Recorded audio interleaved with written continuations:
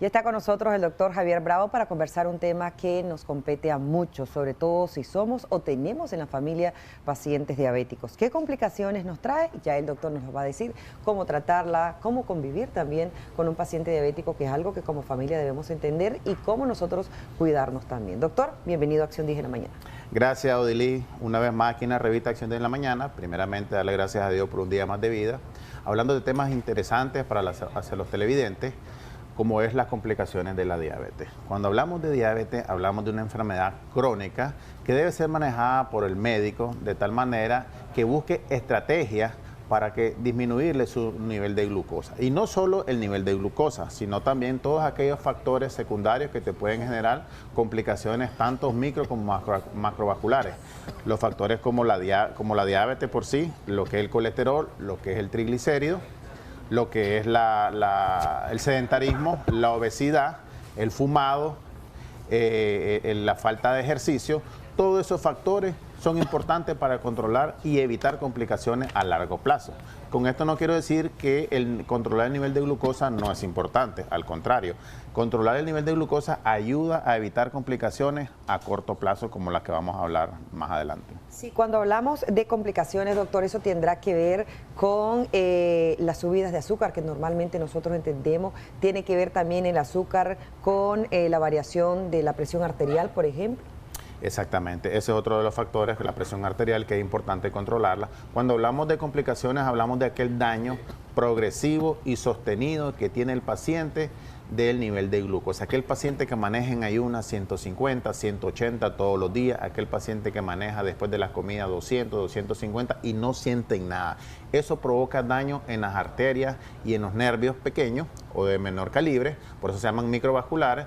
Y eso te puede generar problemas a nivel de los órganos principales, como el ojo, el riñón y algunas veces pues parte de los nervios en los pies. Y ahí es donde viene el nombre de las complicaciones. Si es a nivel ocular, es aquel paciente que tiene un problema de retinopatía diabética, que esto te puede conllevar a una ceguera, primera causa mundial de ceguera en pacientes diabéticos. Si es a nivel renal, ¿verdad? Afectación meramente de lo que es la parte de la circulación, te puede dar lo que es una nefropatía diabética y consigo una insuficiencia renal. Estos pacientes también pueden ser sometidos a diálisis por esta simple complicación del nivel de glucosa, y aquellos pacientes que puedan tener afectación del nervio a nivel de los miembros inferiores, que se conoce como neuropatía diabética. Pero la neuropatía no solo se da en miembro inferior, se puede dar en cualquier parte del cuerpo y es de origen o de aparición bilateral, o sea, en las dos piernas. Si hay solo un ardor en una de las piernas, hay que averiguar otra causa que no sea propiamente la diabetes. Doctor, ¿tendrá que ver también el dolor en los oídos con estas alteraciones en la diabetes?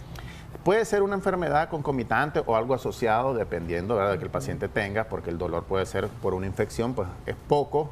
Es raro ver un paciente que ande con frecuencia de dolor de oído.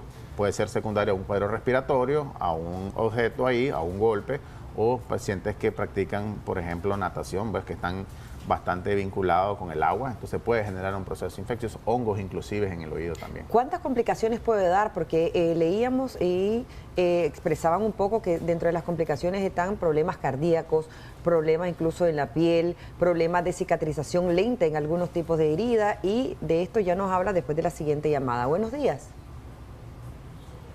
Aló, buenos días, ¿tenemos la llamada? ¿Estamos en línea? Sí, buenos días. Bienvenida, buenos días. Mi pregunta es, mi mamá padece de diabetes.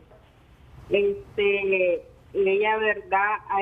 Se mantiene su diabetes en 150 y está bien delgada, el cabello, ¿verdad?, se le ha estado cayendo, y tiene un uñero en el pie que tiene como 20 días que no se le ha podido curar, no tiene rojo el dedo. Entonces quería ver si me regalaba una consulta. Doctor. Ok, sí, pues que note el número o los datos ahí para hacerle ya directamente la llamada y vemos qué día la podemos atender. ¿Cómo no? Este es de los clásicos pacientes que hablamos. Muchísimas gracias. Una complicación. Las primeras que dijimos son las microvasculares, son aquellos que el paciente no ve, que no siente, Sí. simplemente se van dando a través del tiempo. Y las macrovasculares son aquellas donde ya se ven afectados los vasos sanguíneos más grandes, de mayor calibre, como por ejemplo aquellas afectaciones que se dan a nivel cardíaco, un infarto un problema coronario, un dolor precordial, aquellos pacientes que sean a nivel, las complicaciones a nivel cerebral, que puede ser un derrame cerebral, que lo conocemos como médicamente accidente cerebrovascular. Exactamente.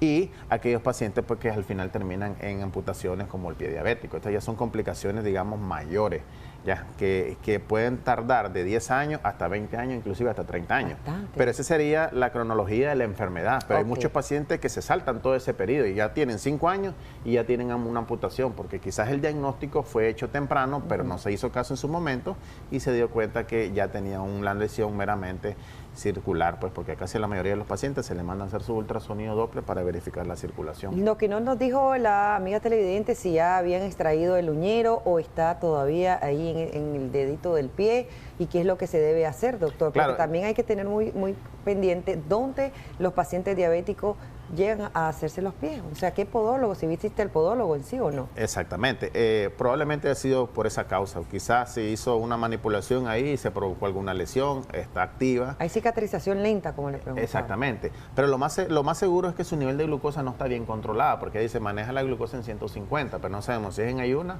o después de las comidas. Pero yo me imagino que es en ayuna. ¿Cuál es la más importante, doctor? ¿En ayuna o 1 o 2 horas después de haber... La más importante es 2 horas después de las comidas. Es la que ayuda a verificar las complicaciones crónicas. Es la que el paciente no se da cuenta que le está causando daño. Porque la mayoría de pacientes se hacen glucosa en ayuna, pero recordemos que en ayuna pasa, como dice la palabra ayuna, 8 horas sin ingerir alimento. Entonces, de alguna manera, el tratamiento de la noche regula un poco la de ayuna.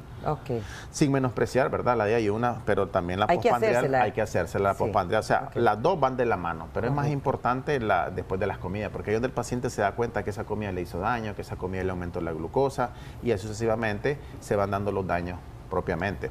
Dentro de las complicaciones que decía, el retardo de las heridas, que es muy frecuente, la cicatrización, estos pacientes es porque su sistema inmunológico está disminuido.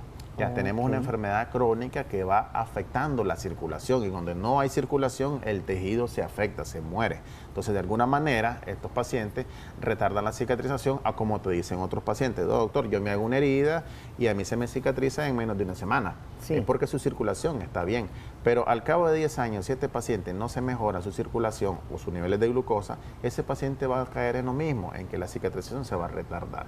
Nos dicen por acá, doctor, nuestros amigos que ya nos escriben a través del Facebook de Canal 10 Nicaragua, en Buenos Días. Yo tengo diabetes gestacional, 4 meses de embarazo. ¿Es posible cesárea en el parto o habrá complicaciones? Nos dice. Bueno, este es un tema un poquito aparte, ¿verdad?, de lo que estamos hablando, pero se le puede dar parto normal si tiene, ¿verdad?, no tiene ninguna otra complicación como el cordón umbilical, como alteraciones de la presión, alteraciones meramente de la glucosa en ese momento. No es clásico decir que es una cesárea inmediatamente. Hay indicaciones propias de cesárea que son meramente concretas, que ese paciente va a la cesárea, y hay indicaciones que son relativas, que se valoran en el momento, o sea, en el momento de que está ya con los dolores y todo, se valoran todos los aspectos y se toma la decisión por el ginecólogo si este paciente va a cesárea, este paciente le podemos dar vía vaginal. Tenemos otra llamada. Muy buenos días, adelante, ahí está listo el doctor para escucharle. Aló, sí. Buenos días. Mi nombre es Martín Alvarado Torres. Yo soy un paciente diabético de 64 años. Yo tengo una cosa fea que me agarra en el brazo izquierdo, me recorre como hormigueo y me duele. A veces tengo que poner la nuca de un lado, y yo tomo metformina de 850 miligramos, pero hay otra cosa. Me gustaría que me dieran una consulta con el doctor porque quiero tratarme mi diabetes con él, porque le miro que es un doctor sincero y de calidad. Bueno, quizá nos deja su nombre completo y su número de teléfono. Con muchísimo gusto el doctor Bravo le va a atender. Por favor, siempre tratar de asistir a las consultas, a la cita, para que usted pueda recibir esa atención. Les pedimos, por favor, doctor. Sí, es importante lo que él decía.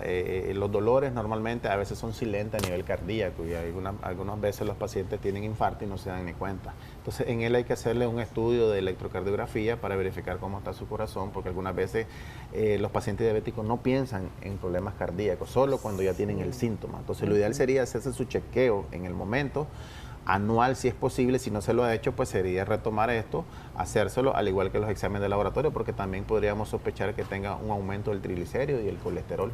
Imagínense, soy diabético, nos dicen acá en nuestras redes, soy diabético, mi glucosa la mantengo entre 100 y 130, me inyecto insulina 20 por la mañana y 10 por la noche. ¿Es de peligro mi condición? ¿Cuánto maneja la glucosa en ayuno? 100 y 130. Pues no es peligroso, obviamente, ¿verdad? Pero es en ayunas, necesitamos un control después de las comidas y necesitaríamos un control de la hemoglobina glicosilada para ver cómo está su glucosa 3 meses atrás.